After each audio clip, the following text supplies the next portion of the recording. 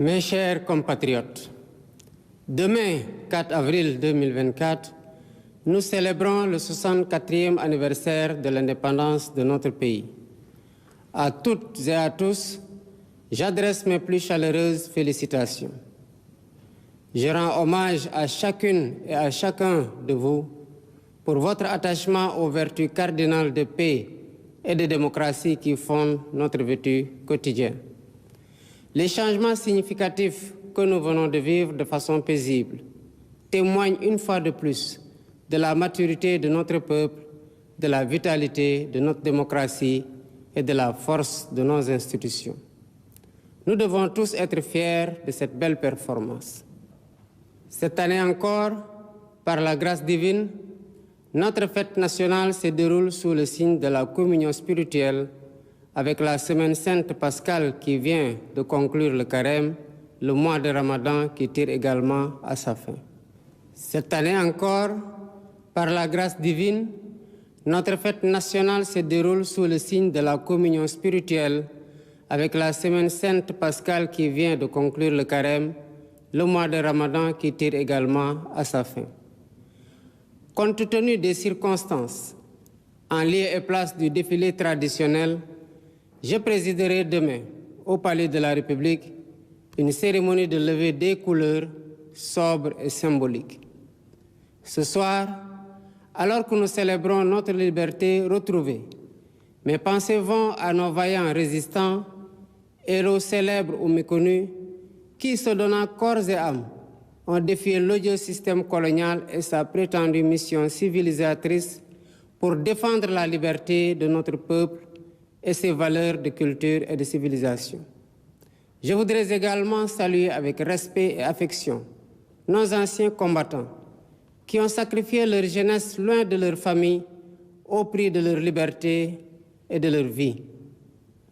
Je rends un vibrant hommage à mes prédécesseurs, les présidents Léopold Sédar Senghor, Abdou Diouf, Abdoulaye Wade et Macky Sall, qui, chacun, a apporté sa pierre à l'œuvre de construction nationale. C'est sur la base de ce legs que je veux poursuivre avec vous notre quête collective du Sénégal de nos rêves. Mes chers compatriotes, la fête nationale met à l'honneur nos forces de défense et de sécurité. À vous, officiers, sous-officiers et militaires du rang, qui avez choisi le métier risqué des armes, je réaffirme la reconnaissance de la nation.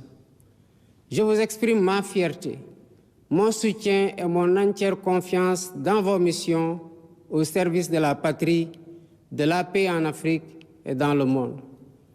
Je salue la mémoire de nos djambars tombés au champ d'honneur et souhaite prompt rétablissement aux blessés. L'État restera toujours solidaire de leurs familles avec soin et compassion. Le thème de cette édition, les forces armées au cœur de la cohésion nationale, nous interpelle par son actualité et sa pertinence. Il nous rappelle qu'au-delà du cérémonial, la fête nationale est surtout l'occasion d'une introspection individuelle et collective sur notre commun vouloir de vie commune.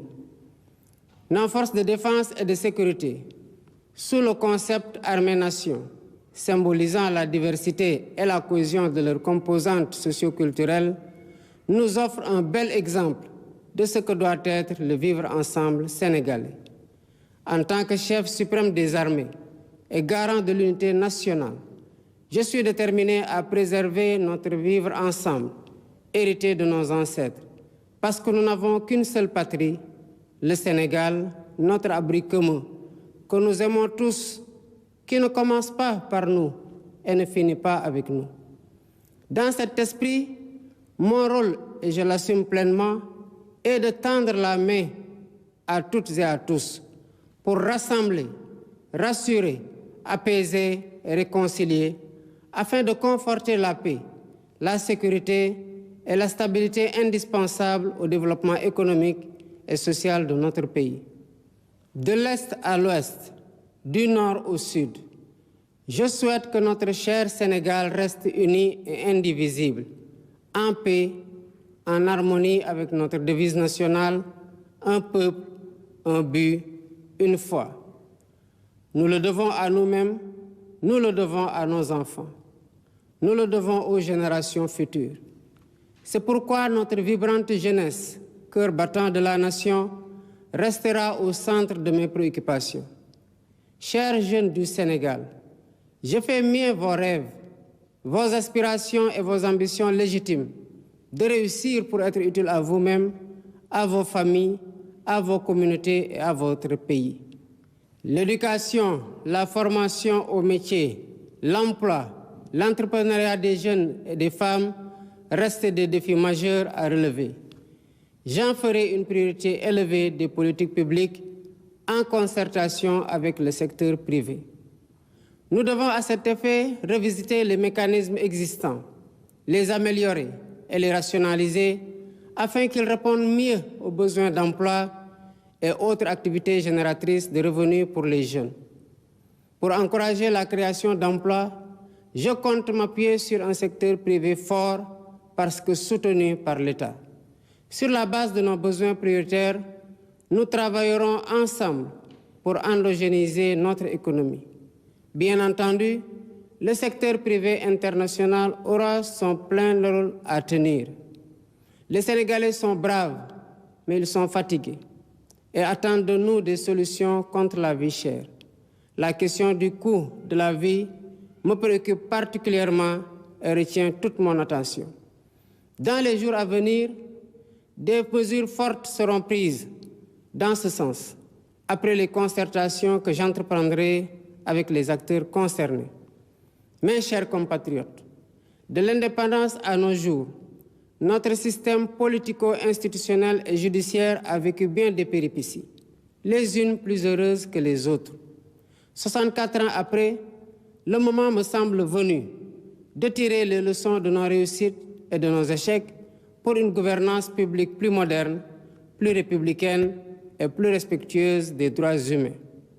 C'est pourquoi, après avoir démissionné de mon poste de secrétaire général de PASTEF Les Patriotes, pour ainsi me mettre au-dessus de la mêlée, je convoquerai de larges concertations avec la classe politique et la société civile sur la réforme du système électoral notamment, le remplacement de la Sénat par une commission électorale nationale indépendante avec un renforcement de ses moyens de fonctionnement et de ses prérogatives, la rationalisation du nombre de partis politiques ainsi que leur financement, l'inscription sur le fichier électoral concomitamment à la délivrance de la pièce nationale d'identité. Par ailleurs, pour redorer le blason de la justice, lui redonner le prix qu'elle mérite et la réconcilier avec le peuple au nom duquel elle est rendue, j'entends organiser des assises regroupant les professions du métier, magistrats, avocats, huissiers, greffiers et autres auxiliaires de justice, les professeurs d'université et les citoyens pour identifier des pistes de solutions aux problèmes de la justice.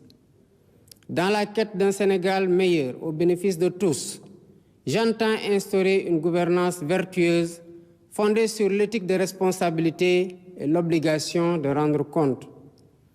En outre, j'engagerai sans tarder une politique hardie de bonne gouvernance économique et financière par la lutte sans répit contre la corruption, la répression pénale de la fraude fiscale et des flux financiers illicites, la protection des lanceurs d'alerte, la lutte contre le détournement des deniers publics et le blanchiment d'argent, l'amnistie des prête-noms et leur intéressement sous condition d'autodénonciation, la publication des rapports de l'IGE, de la Cour des comptes et de l'OFNAC.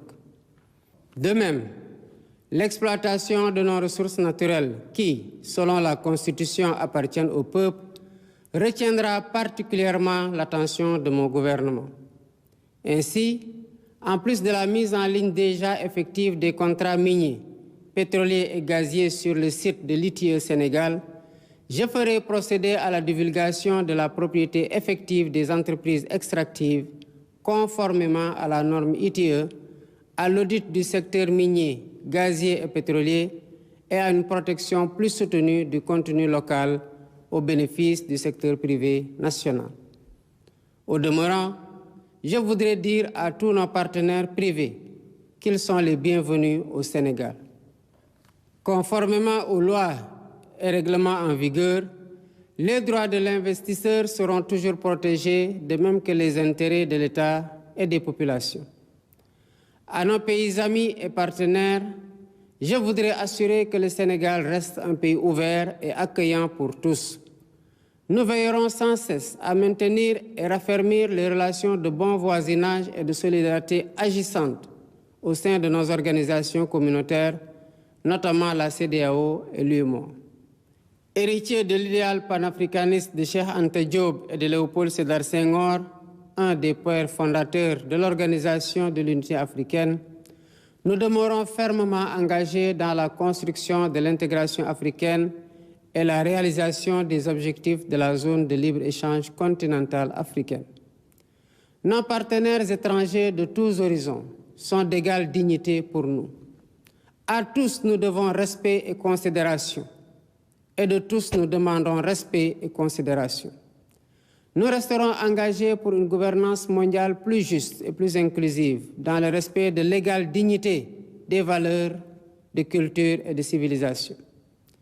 Mes chers compatriotes, la fête nationale, symbole de notre souveraineté, nous rappelle que nous sommes seuls face à notre destin et que personne ne fera à notre place ce que nous ne sommes pas disposés à faire pour nous-mêmes. Nous avons la responsabilité historique de conforter notre souveraineté en rompant les chaînes de la dépendance économique par le culte permanent du travail et du résultat. Dans cet esprit, l'administration doit agir à tous les niveaux de façon plus accueillante et plus efficace pour les usagers du service public. Nous devons bannir de nos pratiques les procédures et formalités indues qui altèrent l'efficacité de l'État. Dans cet objectif, j'entends investir massivement dans la digitalisation des services et des procédures administratives. De même, il y a urgence à gagner notre souveraineté alimentaire en investissant plus et mieux dans l'agriculture, la pêche et l'élevage, les trois mamelles nourricières de notre pays. Je tiens particulièrement à ce que les subventions substantielles dépensées chaque année dans la campagne agricole bénéficient aux véritables producteurs et non à des acteurs intermédiaires. En définitive, mes chers compatriotes, l'indépendance que nous célébrons demain est certes un événement festif, mais aussi et surtout un test de résilience et de grandeur pour la nation. Notre mérite et notre honneur, c'est de réussir l'épreuve en affichant une confiance résolue en nous-mêmes pour vaincre nos peurs et nos doutes, surmonter les obstacles devant nous et poursuivre ensemble notre marche solidaire vers notre destin commun, main dans la main, épaule contre épaule. C'est à cela que je vous invite dans la communion des cœurs et des esprits. Vive le Sénégal en paix et en sécurité, unis, libres et prospères. Bonsoir et bonne fête de l'indépendance.